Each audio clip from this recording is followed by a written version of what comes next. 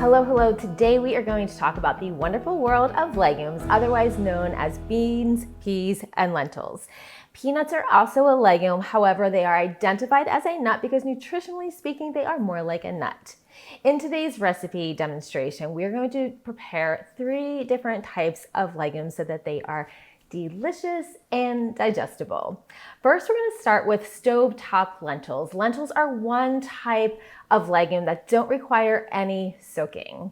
Second, we're going to prepare chickpeas in the pressure cooker.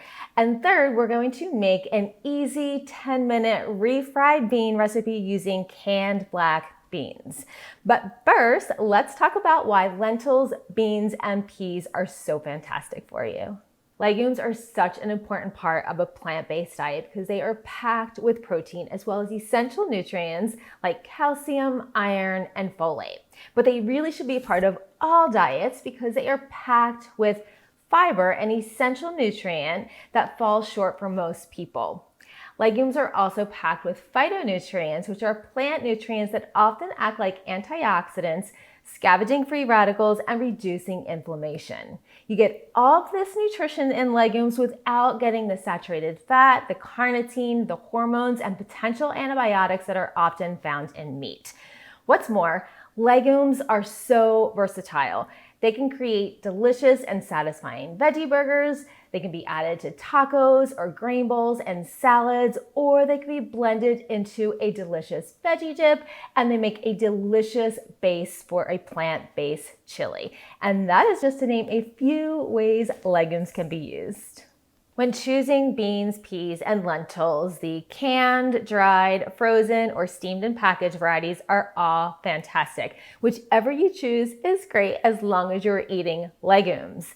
So if cooking dried beans is new to you and of interest, consider starting with lentils because they cook quickly and they don't require any soaking. The brown, green, and black varieties of lentils are hearty, making them perfect additions to salads and grain bowls or made into a delicious veggie burger. The red and yellow varieties of lentils come out very creamy, making them great additions to soups, stews, and chilies. No matter which beans, peas, or lentils you're starting with, if you're soaking or cooking them, make sure to rinse them thoroughly first and look for any debris that you'll want to remove before soaking or cooking. So we're starting with 1 cup of rinsed lentils. We're going to add to the stovetop pot along with 3 cups of water. We're going to bring this to a boil and then lower to simmer and cover the lentils. And the way that we're going to test their doneness is by taste testing. I personally like lentils on the firmer side, and I find that 20 to 25 minutes is the sweet spot. But if you like them a little bit more tender, then you may want to cook them for 30 minutes.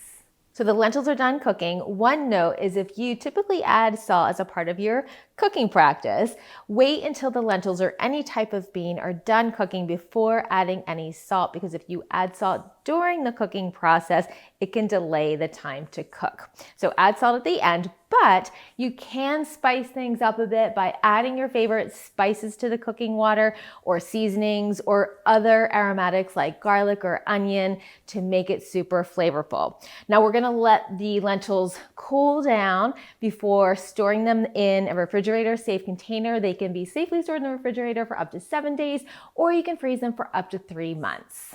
Next, let's cook chickpeas in the Instant Pot. If you own a pressure cooker, you know how useful it is when it comes to cooking things quickly and thoroughly. This is especially important if you experience digestive issues that often accompany eating beans. The more tender they are, the more digestible they become. So I started with 1 cup of dried chickpeas that I rinsed thoroughly before adding 3 cups of water so that they can soak overnight. So while lentils and split peas don't need to be soaked before cooking, all other beans should be soaked for at least 12 hours up to 48 hours before cooking them. With chickpeas, I like to soak them for about 24 hours, switching out that soaking water halfway in between. Once they're soaked, it's time to rinse them, and then we'll add them to our pressure cooker. So we've got the 1 cup of soaked chickpeas that we're gonna add to the pressure cooker, along with 2 cups of water. So the amount of water or liquid that you add to the beans, and the amount of time it takes to cook will vary depending on how long you've soaked them and the type of cooking method. So in the pressure cooker, it's only going to take about 15 minutes, whereas if we were cooking on the stovetop, it may take 1 to 2 hours to cook these chickpeas. Now, to add a little flavor, we're also going to include 3 garlic cloves that have been minced, as well as 1 tablespoon of minced rosemary. So this is going to give these chickpeas a little boost in flavor. Now, you can also add a little bit of salt if you'd like, if you're using the pressure cooker, because it's so effective at cooking. So this is the only time where you can add a little bit of salt that it won't interfere with the cooking process of the beans. So we're going to set the pressure cooker to high and cook these chickpeas for 15 minutes. Once the chickpeas are finished cooking, you're going to want to use the quick release to vent the steam, and then carefully open the pot away from you so that steam doesn't get you.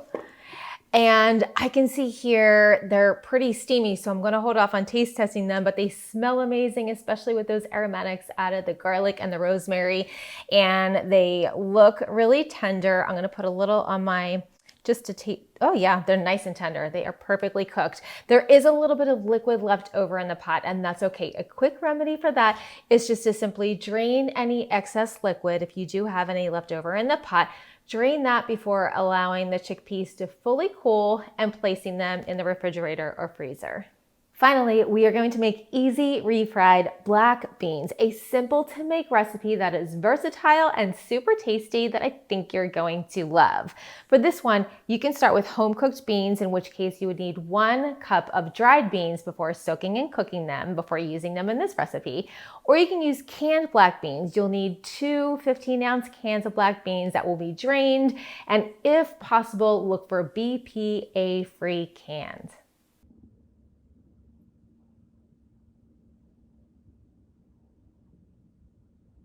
This flavorful recipe only takes 10 minutes to create. So first we're going to start by heating a stovetop pot on medium-high heat until it gets nice and hot. Once it's nice and hot, we're going to add 1/4 cup of vegetable broth. You can use water in place of vegetable broth if you'd like. Vegetable broth is going to add a little bit more flavor and nutrition. Look for low sodium or reduced sodium. And then we're also going to add 1 cup of diced onion. So you can use I have red onion here. I like it for the purple color and the extra nutrition that comes with that purple color. But you could use white onion, yellow onion, any onion you have on hand. So 1 cup of diced onion. We're gonna let this cook for about 3 to 4 minutes or until the onion becomes translucent. Okay, our onion is nice and translucent. So next we're gonna add 4 cloves of garlic that have been minced. And we're also going to add 2 tablespoons of seeded and minced jalapeno. Now, if you don't love spice, you can completely omit the jalapeno. The dish will still be delicious. And we're also going to add some spices. So we've got 1 tablespoon of ground cumin and 2 teaspoons of ground chili powder.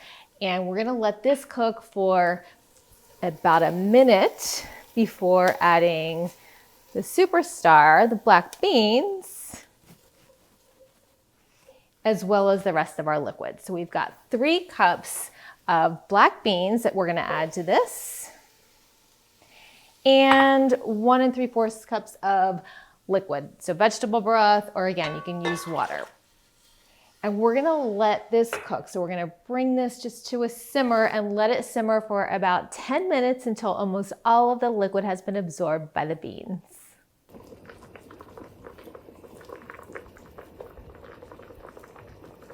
So the beans are ready for mashing. One thing you can do to test is to take just 1 bean and smash it in between your thumb and your index finger to see if it smashes nicely, and this does, so they are ready for mashing.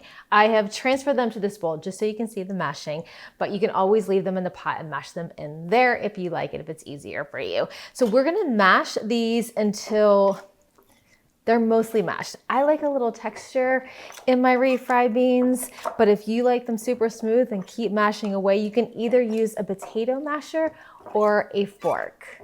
And then once they're fully mashed, you can do a little taste test and see if you'd like to add a little salt and pepper or you can leave them with just simply the spices that we added, the cumin and the chili powder.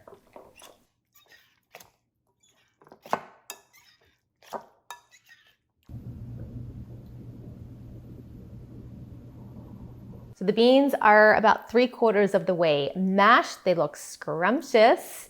As a last step, we're gonna do a little taste test just to see if we wanna add a little bit of salt and pepper.